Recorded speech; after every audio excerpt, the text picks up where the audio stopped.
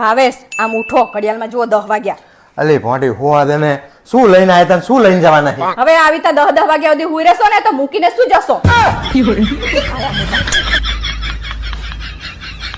બેટા તને ખોટું ના લાગે તો એક વાત કેવું? ના મમ્મી, કોણ? તારો જીભડો બહુ મોટો છે. હા મમ્મી, હવે હું તમને એક વાત કહું, તમને ખોટું તો નહીં લાગે ને? ના હો, મને તો તરત ખોટું લાગી જાય છે. ભાવેશ તમે આખો દિવસ ઇન્સ્ટાગ્રામ વાપર કરો ને, જો મને ખબર પડી ને કે તમારું કઈ લફડું ચાલે છે તો તમારા ટાંગા તોડીને હાથમાં આપી દે. પણ એવું કોઈ દાડો થશે જ નહીં, ચમ? કારણ કે હું તને ખબર જ નહીં પડવા દઉં. તારા પિયર વાળા તમને છેતરી ગયા. તમને તો આમે મારા પિયર વાળાની કદર નહીં. એવું તો તારા પિયર વાળાએ શું કર્યું છે તે કદર કરી? કેમ? લગન વખતે તમારી આજુબાજુ ફરતા હતા અને પૂછતા હતા કઈ કમી તો નહીં, કઈ કમી તો નહીં ને? જેના આમ ખામી હતી એ જ ભટકાડી દીધી.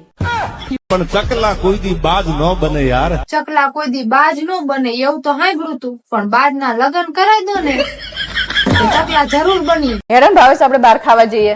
અલી ભોંડી હમણાં 2-3 દાડા મોર તો ખાઈને આયા છે. અઠવાડિયામાં 2 વાર તો હે ને બહાર ખાવા જવું જ જોઈએ. અલી ભોંડી એવું કોને કીધું? મારી મમ્મીએ કીધું હે કે જમીને હે ને અઠવાડિયામાં 2 વાર તો સારું ખાવાનું ખવડાવવાનું છે. આપડી શેરીમાં બાયુ બાજે ત્યારે તમે કેમ ભાગી જાઓ છો? હવે બાયુ બાજતી હોય તો નક્કી ન હોય કેના નામ ખુલે. નહીં મારું નામ ખુલે તો